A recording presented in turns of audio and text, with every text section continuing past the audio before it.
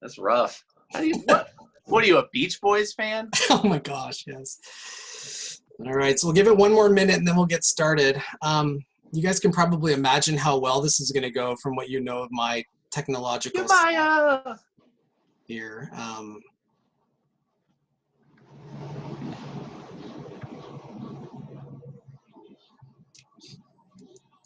So one thing you can do to get started is you can log into polev.com/oceanbiology. We'll use some of that today.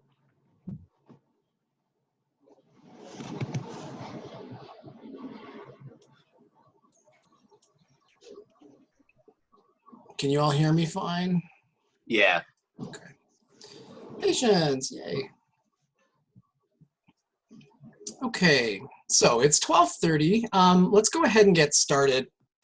I hope you guys are all doing well. Catherine has been meeting with her students online. This is our first kind of meeting together. I've been kind of trying to connect with my research students and other things.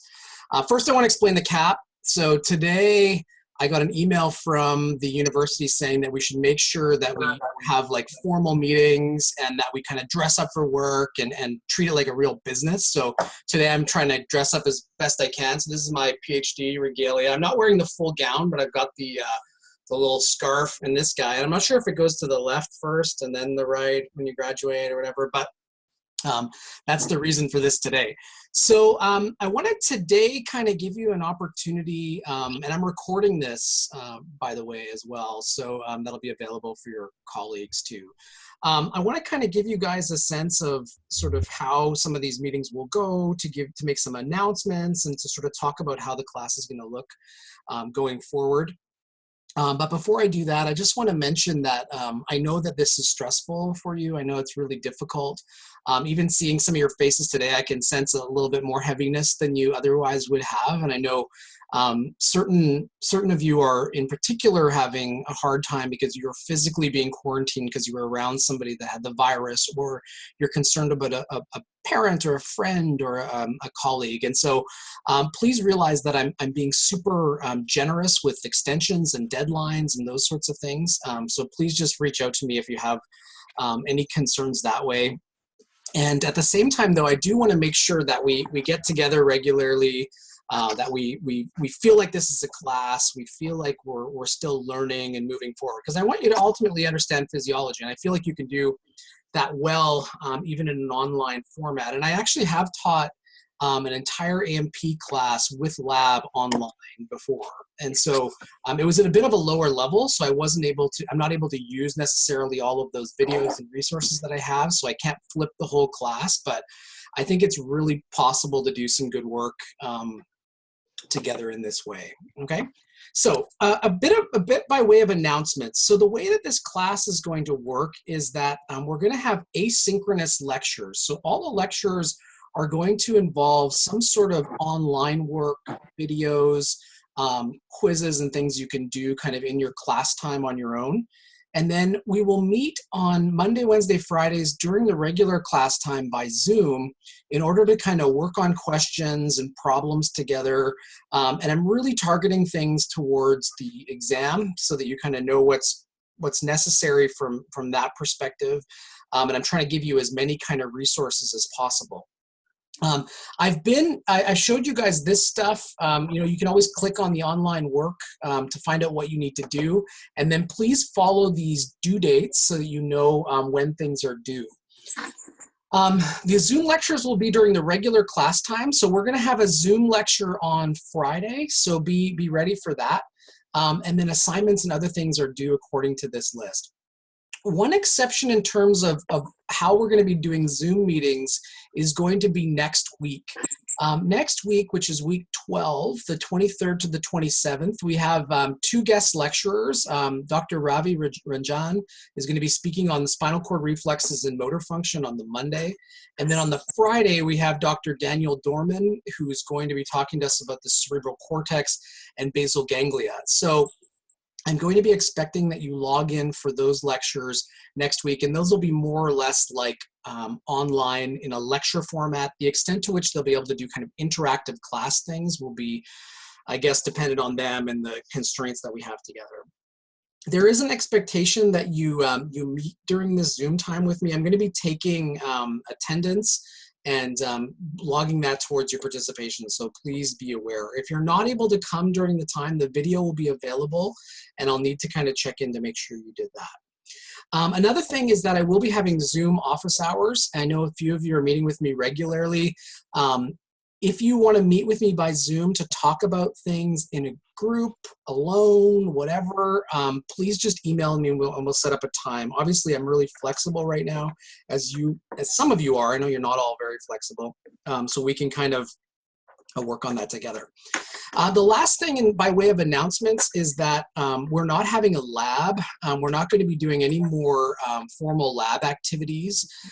So what we're going to be doing instead is a collaborative paper. And so one thing that I've had in this class before is a large writing piece that was done collaboratively between student groups that examines a disease of interest. And so what I'm going to be doing before the next lab is I'm going to be setting up opportunities for you to work on a paper kind of in groups. So this will be something like people separating out the parts, like you work on the pharmacology, you work on the pathophysiology, that sort of thing. So expect more by way of an announcement in that.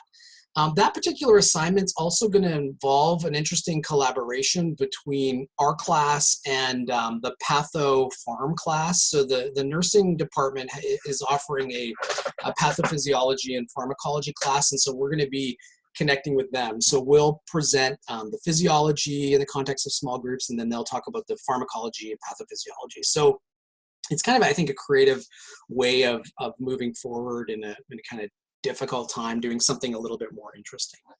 So those are the directions for now. Does anybody have any questions that are really burning questions that they need to have answered for them? Hey, Chris. Yep, hi.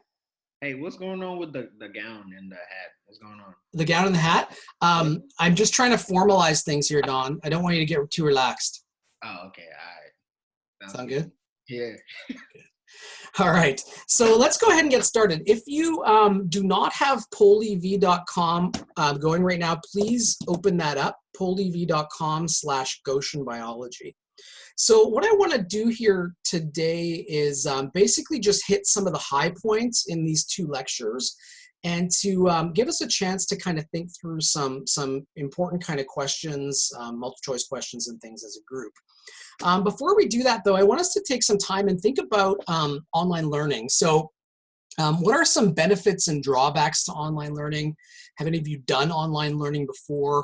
What do you think are some of the specific responsibilities of the instructor, and then some of the specific responsibilities of the students? And so one kind of nice benefit is that, you know, we get like new colleagues. So this is my new coworker here, Max. He's really obedient, and he will, you know, go into the corner if I ask him to go, and he listens to no. So he's a really nice kind of coworker. It's been nice for me to kind of spend more time with my family and be available to them. It's been really, really hard to try to organize all of these lectures and to kind of imagine how you guys are learning, and especially knowing if you're learning has been a real stress. So I wonder if I could just give you a couple of minutes to think on your own about some of these questions, and I'd like to hear from you. And then also there's a learning journal that you'll respond to about online learning. So I'll just give you like a couple of minutes to think about this.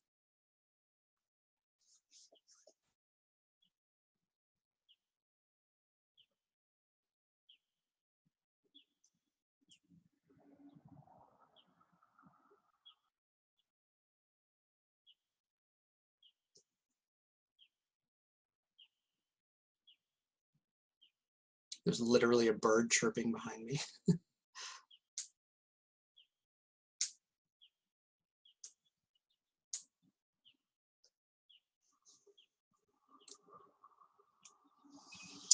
Okay, has anybody had any really great online experiences? Does anybody want to share? Cesar, no? Any good Yeah, online? I'll share. Thank you, Matt. My AP biology class in high school, the instructor did a completely flipped classroom where we had to do all of our like lecture and learning online and through videos and assignments that he'd give us. And then in class, we would only be doing like labs and discussions and interesting stuff. That's great. Yeah, it was like the best class I've had just because I don't know, with lecture, a lot of times it was easy to only like learn what was presented, but it like gave us the opportunity to learn what was interesting and like read more interesting Yeah, stuff. you can go a little bit in a little bit more depth if you're the kind of person that can kind of organize their time that way, or if the professor provides a really nice kind of structure for you to go from. Anyone else have any really good online learning experiences? Yeah, I would say kind of something similar. My genetics class, undergrad was kind of switched like that as well. And I actually liked having to learn and do stuff outside of class before coming in, because when we would come in, we would actually do assignments or case studies or stuff like that. And then I was able to ask like questions that I had basically on stuff that I didn't understand. Totally. Yeah, and so we'll have these meetings in an attempt to kind of recreate some of that. You'll see we'll have some questions today. But also, if you guys need to kind of connect with me individually, please feel free to do that. Like, I'm not off limits because I'm not available to you physically. You can contact me and ask me specific questions too. So make sure you do that. Okay, so what would you guys like to see from me as a instructor here? What's going to be the most helpful? Maybe something so far has been helpful. What do you really feel like you need from me? Those announcements at the top of the Moodle are really helpful. So okay, it's cool. For sure. The video version. Yeah, I think all of just the big white and the yellow highlighting everything is really helpful. Yeah, clear objectives like that are super nice whenever we're not meeting in person. Yeah. Like, yeah, specific dates and everything. Yeah, I like that. And times too. That's good. Okay. Yeah, I'm going to try to make everything due by midnight so there's no confusion as to when things are due on a given day. So everything will be due midnight. There was one issue with the forum, but other than that, everything's going to be due by midnight. So you can know that day. Are the videos directions helpful?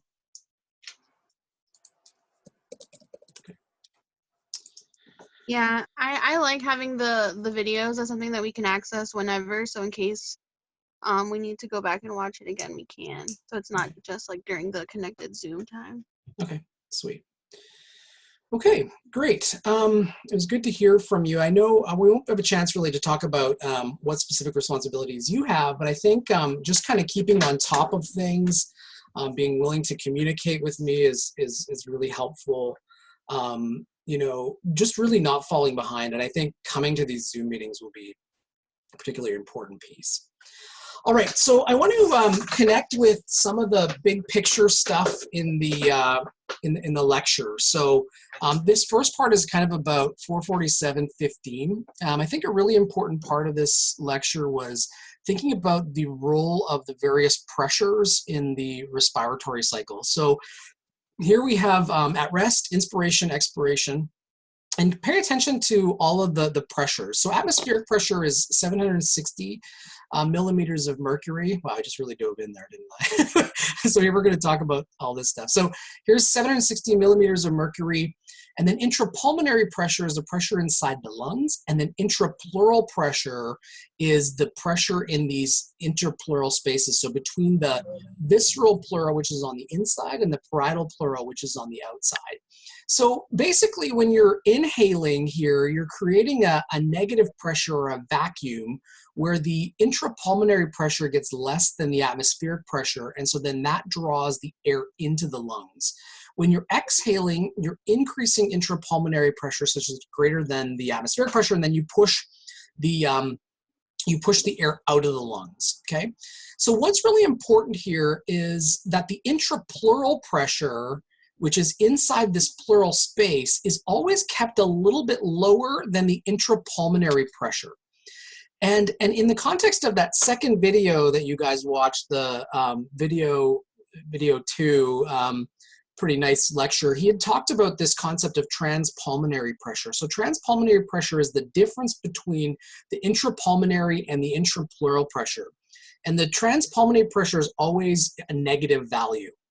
So it's slightly negative, like -3 during inhalation, and then during expiration, it goes even more negative to like a -6. So the point though is that always has to be kept negative. And if it's not, you get this pneumothorax. So pneumothorax is a collapsed lung. And so you can see an example of pneumothorax here. This is a normal lung on this side with a normal sized intrapleural space. Over here we have a collapsed lung where this space is greater. So how is this done? So a pneumothorax happens when the pressure of this space gets larger than the pressure of this space, or the transpulmonary pressure is no longer negative or even positive. So for example, if you were to have like a physical insult, so if you had if you're stabbed here, for example, and there was a hole in this space, that hole would make this the same pressure as the atmospheric pressure, right? So this would be 760 here.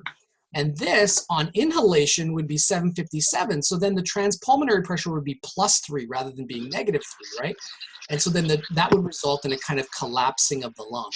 So that can happen in the context of like a stabbing kind of thing, or say you're having surgery and the surgeon slashes the parietal pleura, for example. That could be a real problem. Another way this might happen is in the context of disease. So imagine for a moment that you get a buildup of inflammatory proteins or cells within the pleural cavity. If you had like a buildup of those cells, that would create kind of a hypertonic environment in that space, right? You have more proteins in there. And with more proteins in there, you could draw more fluid into that space, and that more fluid, that increased fluid, could press on the lung, kind of forcing it to collapse. So that's pneumothorax. One kind of thing I think that came up in video 2, which I think is important, is considering why the intrapleural pressure is always less than the intrapulmonary pressure. That's an important question. Like we know why it's important. We know it's important so that the lungs stay inflated, but what's the actual reason? What's the actual mechanism? Did anybody get a chance to kind of think a little bit about that or work through that? It has something to do with the elasticity of the chest and the elasticity of the lungs.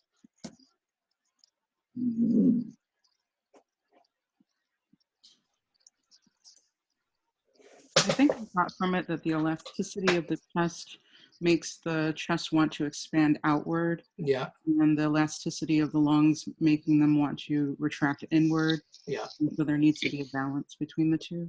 Yeah. Yeah, that's awesome, Sindra. Like this is the kind of thing where I wish I could be there to kind of draw some arrows and things. So I'll put together a little video that explains this well, but it has everything. And other people, hopefully you caught this from the video. I felt like his explanation was good, but I had to kind of work it out in my head a little bit to see kind of how he was explaining it. But you're right. Like as you pull the chest open, there's an elasticity that happens on the chest wall that pulls that parietal pleura out. And then as you're doing that, there's also a pull that goes in this direction. So the concept is that as you increase the size of the intrapulmonary space, you also will increase the size of the intrapleural space. And so the volume of that space varies with the respiratory cycle, and always kind of keeps it bigger so that you can continuously keep that volume down and then the pressure down as well. Or the volume up, I should say, increase the volume to decrease the pressure in that space. Any kind of questions about that? I mean, that's an important kind of piece. Like, why is the intrapleural pressure less than intrapulmonary pressure? Take some time to think about that. I'll post a video that kind of explains that in a drawing, so you can look at it, but that'd be a good like test question. Okay, the next thing that was talked about, I think is important, are these concepts of the properties of the lungs. So one important piece is compliance. So the lungs are very compliant. They stretch really easily. Anything that decreases their ability to stretch decreases their compliance. So any case that requires more pressure be exerted to cause an equivalent change in volume becomes a problem. Elasticity refers to the need to recoil during expiration. So when you pull the lungs open, there's naturally an elastic tension that's created that creates space for those lungs to, or that creates a desire for those lungs to close again. So it's a tendency to return to their initial size after distension. So you guys are all detained. So and so am I. So compliance is increasing compliance increases the ability to stretch. Increasing elasticity or elasticity promotes recoil or closing. The next thing that we kind of talked about before was that the importance of surface tension. So all along the alveoli here is a layer of fluid. And so this fluid or this liquid along this surface is sort of like a spear. And if you can imagine like all the water molecules along this space, they would all have a desire to kind of interact with each other through intermolecular forces. And so basically, intermolecular forces tend to draw the alveoli closed, or surface tension tends to draw the alveoli closed. If you think of like a bubble, bubbles tend to take on or assume the smallest possible volume that they can. This becomes a real problem when you have alveoli connected to each other, because those smaller alveoli will assume a higher pressure than larger alveoli because of Boyle's law, and that will push air from smaller alveoli to larger ones, in effect making these bigger at the expense of these ones. So if all of your alveoli are connected, all of your alveoli will collapse into one large kind of alveolus. So one way to fix that is to make sure that the surface tension varies between the different spaces. And it turns out that the smaller alveoli will have more surfactants in them, and that will decrease the surface tension. So surfactants are molecules that are amphipathic, so they have the capacity to interact with hydrophobic and hydrophilic aspects of the materials that they're in. So for example, if you have a surfactant layer in the alveoli, these will have hydrophobic tails that interact with the, oh no, my timer's gonna go off soon. Okay, thanks, Chelsea. So, so these will close off, okay? So surfactants tend to decrease the size of the alveoli. Okay, so what I'd like you to do is take a minute and answer this question. So a preterm infant has a surfactant delivery deficiency. Without surfactant, many of the alveoli will collapse at the end of each expiration. Which answer most reflects the set of changes present in the preterm infant?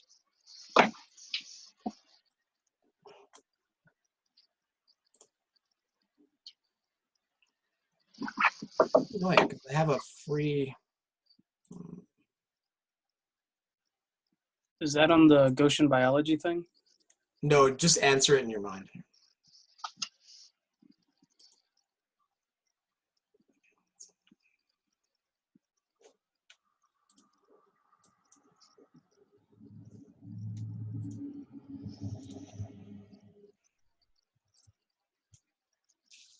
Okay.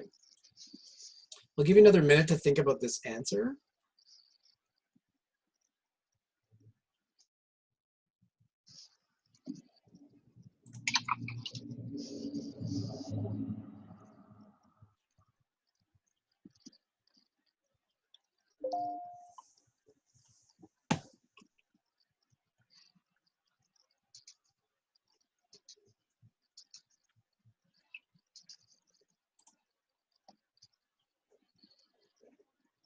This is too bad about this timer, because I actually do have a paid plan. I don't know why it's saying I have a timer.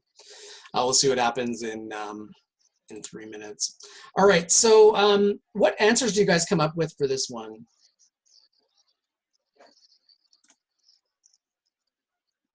I said F. F. Increased alveolar surface tension, okay. Yeah, it makes sense. So if they don't have surfactants, their surface tension is going to increase. So the answer has to be D, E, or F. So how would increasing alveolar surface tension change pulmonary compliance? So compliance is the ability for the lung to stretch with ease. So a lot of pressure is not required. Who would be? I think D. D, yeah. Others? D. D. Yeah, so the answer is D. I've given you the answer here. I'll post this note for you. Hi, Ima. So the idea here is that if you have a lot of surface tension, then you will, you know, naturally be wanting to close that alveolus. And so by adding a surfactant, you can change that. So somebody born without a surfactant or not surfactants would have decreased compliance. That's great. Okay, so take some time now and think about what factors promote alveolar opening and which factors promote collapse. So let's move now to Pull Everywhere. If you guys could pull that open, that would be great. So it's pollev.com/Goshen Biology. And what I'd like you to do is respond to this question. The question is, which factors promote alveolar opening and which promote collapse? So there's a good chance our Zoom might go away in 1 minute and 10 seconds. So I will try to get another meeting going and we'll communicate with all of you about that if I can. But please put on there if it opens or closes. So you have to put like it promotes opening, this, promotes collapse, that. So you can think about atmospheric pressures. You can think about all sorts of other factors, surface tension, you know, what? Compliance, elasticity, that sort of thing.